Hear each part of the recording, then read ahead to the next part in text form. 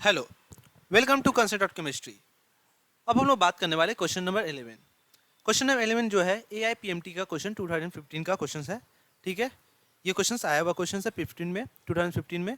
तो आपको यहाँ पर देखना है क्या है कि which one is the not equal to the zero for the ideal gas. अभी शायद प्रीवियस क्वेश्चंस में कहीं ना कहीं क्वेश्चन में ऐसा क्वेश्चन आया है, आपको देखेंगे क्वेश्चन नंबर में आप देखेंगे कि which not the equal to the zero, जो कि आइडियल सोल्यूशन कंडीशन के अकॉर्डिंग नहीं था, है ना। तो आप लोग देखे थे यहाँ पर, तो देख सकते हैं डेल्टा आइडियल सोल्यूशन में क्या होता है, डेल्टा एच का वैल्यू मिक्सचर का जीरो होता है, आपने पढ़ा है थ्योरी। ठीक है, डेल्टा वी जीरो होता है, डेल्टा पी जीरो होता है, बट डेल्टा एस जो होता है नॉट इक्वल टू जीरो, मैंने आपको बताया था। तो आंसर होना चाहिए बी, है ना। क्लियर है, ये आपको पता है। ओके, तो क्वेश्चन नंबर 11 आपको किया हुआ है, आप प्रीवियस क्वेश्चन किए हुए, रिपीट क्वेश्चन है, इसलिए मैं इसको आगे बढ़ता हूँ। क्वेश्चन नंबर 11 हो गया, क्वेश्चन नंबर 12 की तरफ आगे बढ़ता हूँ। ओके, चलो क्वेश्चन नंबर 12 में क्या बोला है, of the following 0.10 molarity aqueous solution. ठीक है, मोलैरिटी कितना दिया आपको, 0.1 मोलैरिटी आपका एक्वस सॉल्यूशन दिया है। Which one will exhibit the largest freezing point depression. Largest freezing point depression मतलब हो गया कि आपका डेल्टा टी एफ ये कितने ज़्यादा डिप्रेस करेगा, ये आपसे पूछा है। लार्जेस्ट फ्रीजिंग पॉइंट डिप्रेशन कितना से वो घटेगा। ठीक है, बात समझ में आया क्या बोले, डिप्रेस कितना से ज़्यादा करेगा टेम्परेचर उसका फ्रीजिंग पॉइंट का। ठीक है, तो हमको पता है कि delta T F is equal to i K F into M. तो कहीं ना कहीं आपका देखो कॉन्सेंट्रेशन जो आपको दिया है वो सब का कितना दिया है, 0.10। तो मोलैरिटी चलो कांस्टेंट है, चलो कोई बात नहीं है, मोलैरिटी तो कांस्टेंट दिया है आपको। नेक्स्ट अगर बात करते हैं कि delta T F is K F, K F is the constant, आपको पता है ये भी क्या है, कांस्टेंट। तो इसको भी हटा दो, इसको भी हटा दो। तो अब आता है कि delta T F is directly proportional to the van't Hoff factor. जितने ज़्यादा डेल्टा टी एफ होगा उतना ही आई होगा, मतलब हम ये बोलना चाहेंगे जितना वेंट ऑफ फैक्टर होगा उतना ही मेरा क्या होगा, डिप्रेस करेगा उतना ज़्यादा से। तो चलो फॉर द के सी एल, के सी एल का अगर बात करते हैं तो ये ब्रेक होगा K plus and C L minus, i यहाँ से आता है 2। और बी नंबर का बात करते हैं C6H12O6। ठीक है, ये तो ब्रेक होता ही नहीं है, इसलिए ये नॉन इलेक्ट्रोलाइट है, ये ब्रेक नहीं होता, इसलिए आई का वैल्यू क्या हो जाता है, इसका 1 ही रहता है। ओके, बात समझ में आ रहा क्या बोल रहे हैं। अच्छा, अगर सी बात करते हैं, सी क्या होगा, सी देखो क्या है, Al2SO4 3, शायद आपको देख के लग रहा है क्या है, 2Al+3 एंड SO4-2, और यहाँ होगा 3। आई का वैल्यू यहाँ पर आ रहा है 5। और साथ ही साथ डी नंबर अगर बात करते हो, K2SO4, यहाँ से आई का वैल्यू कितना आ जाएगा, 3 आएगा। कितना आएगा, 3 आएगा। तो आई का वैल्यू यहाँ से 3 आने वाला है। तो इसलिए देख लो कि आई का वैल्यू सबसे ज़्यादा किसका है, सी का है। तो आंसर क्या होगा मेरे पास, सी होगा। तो आई का वैल्यू जितना ज़्यादा होगा उतना ज़्यादा से उसका टेम्परेचर डिप्रेस करेगा। ठीक है, तो क्वेश्चन नंबर 12 को भी आप अच्छा से नोट करें, बहुत इंपॉर्टेंट क्वेश्चन है। ऐसे टाइप में बहुत टाइप क्वेश्चन आते हैं। ठीक है, इस टाइप का क्वेश्चन बहुत इंपॉर्टेंट है, इस टाइप का बहुत ज़्यादा क्वेश्चन पूछता है। ओके, क्वेश्चन नंबर 13 आ जाइए। ये भी AIPMT का क्वेश्चन है, 2012 का है। ये क्या बोला है कि PA and PB are the vapour pressure of the pure liquid A and B। ठीक है, और मतलब प्योर लिक्विड ए का दिया हुआ है, आपका लिक्विड ए का है, और प्योर लिक्विड का बी का दिया हुआ है कितना, पी नॉट बी। ठीक है, और ऐसे हम लोग थ्योरेटिकल में हम लोग नॉट मानते थे, मगर यहाँ पर पी दिया हुआ है, कोई प्रॉब्लम नहीं है। आइडियल बाइनरी सॉल्यूशन है, इसका मिक्स किया गया, सॉल्यूशन बनाया गया। If x A represent the mole fraction of the component A, mole fraction of the component ए। ठीक है, एक्स ए क्या दिया है, मोल फ्रैक्शन ऑफ द कंपोनेंट ए का दे दिया है, साथ ही साथ total pressure of the solution will be. ये क्वेश्चन शायद आपको मैं डायरेक्ट थ्योरेटिकल डेरिवेशन के बेसिस पर मैंने आपको दे दिया है, तभी मैं फिर से ड्राइव कर देता हूँ। रॉड्स लॉ क्या बताया था, रॉड्स लॉ बताया था कि total pressure is equal to होता है partial pressure of A and partial pressure of B. ध्यान समझना। ठीक है, और यहाँ पर ध्यान से देखो कि ये जो दिया हुआ है पी टी, पार्शियल प्रेशर हम लोग जानते हैं P naught A X A, और ये क्या है P naught B X B. और ख़ास बात यहाँ पर ये है कि ये पी ए और ये पी ए ये अलग चीज़ है, यहाँ पर इसको देना चाहिए था नॉट, क्योंकि ये पीरियोड है। आपको दे दिया है वो वैल्यू मैग्नीट्यूड के तरफ पर, तो आपको ये डिस्कस नहीं करना है। ये मत समझ लीजिए ये पी ए दिया तो ये पार्शियल प्रेशर है, नहीं, ये पार्शियल प्रेशर नहीं है। ठीक है, ठीक है, ये प्योर स्टेट का दिया हुआ है। तो एक काम करते हैं, पी नॉट को हम पी ए लिख सकते हैं क्योंकि गिवन में दिया ही हुआ है। तो गिवन के अकॉर्डिंग हम ये बात बोल सकते हैं कि P naught A is equal to P A जो दिया हुआ है, ठीक है, और P naught B is equal to P B. ठीक है, पार्शियल प्रेशर मत समझना, ये मैग्नीट्यूड तौर पर दिया हुआ है। तो P T is equal to P A X A plus P B sorry P B X B. अब देखो ये सारा टर्म किस टर्म में दिया है, ए के टर्म में दिया है, तो आपको ए को बचा के रखना है, बी को चेंज कर देना है। ठीक है, तो P A X A plus P B को रहने दो, 1 माइनस एक्स से लिख सकते हैं क्योंकि मोल फ्रैक्शन आपको पता है A plus mole fraction of B is equal to 1 होता है। तो मोल फ्रैक्शन बी क्या होगा, 1 minus mole fraction of A. ठीक है, तो P T is equal to mole fraction of A P A X A plus इसको multiply करिए पी बी एक्स ए। अब कुछ नहीं है, इसको कॉमन निकाल लीजिए, कॉमन निकाल लीजिएगा तो डायरेक्ट देखिए क्या आएगा, P T is equal to P B में लिख दिया यहाँ पर, यह ओरिजिनल है पी बी। अच्छा, यहाँ से प्लस एक्स को कॉमन कर दूंगा तो यहाँ से क्या आ जाएगा, P A minus P B आ जाएगा ना।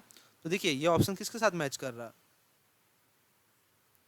P T total pressure equal to P B X A P A plus P B, है ना। ऑप्शन डी 13 का क्या होगा, डी ऑप्शन। क्लियर है, समझ में आया, तो आप इसको अच्छे से नोट करें। अब आगे बात करते हैं क्वेश्चन नंबर 14।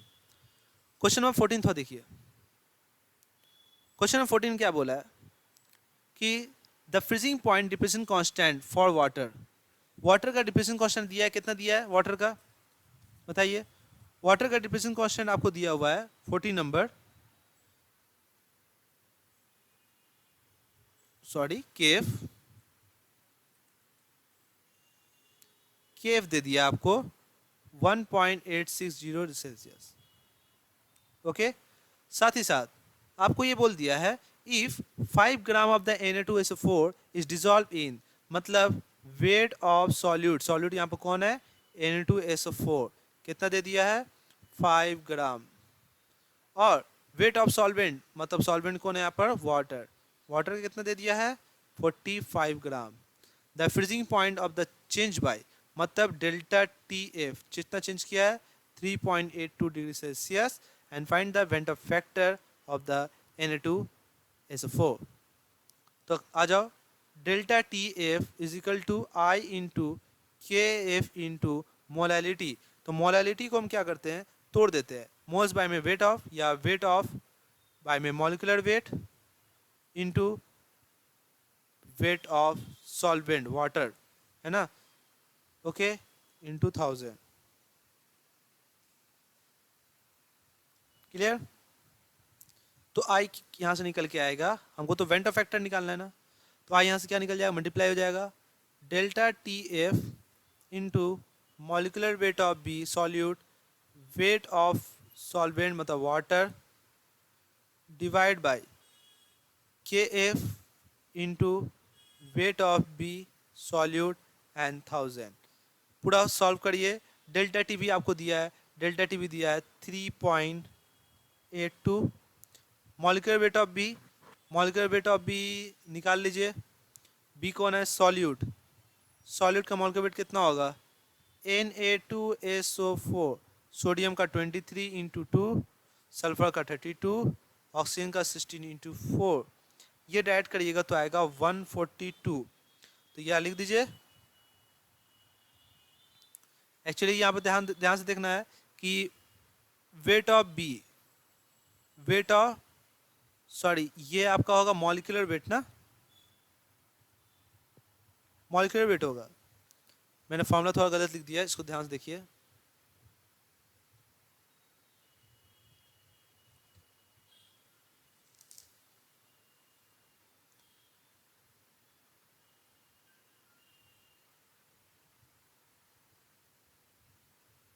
ठीक है, ओके, आ जाओ। तो आई इज इक्वल टू यहाँ से हो जाएगा, ये ऊपर चला गया मॉलिक्यूलर वेट, वेट नीचे चला गया,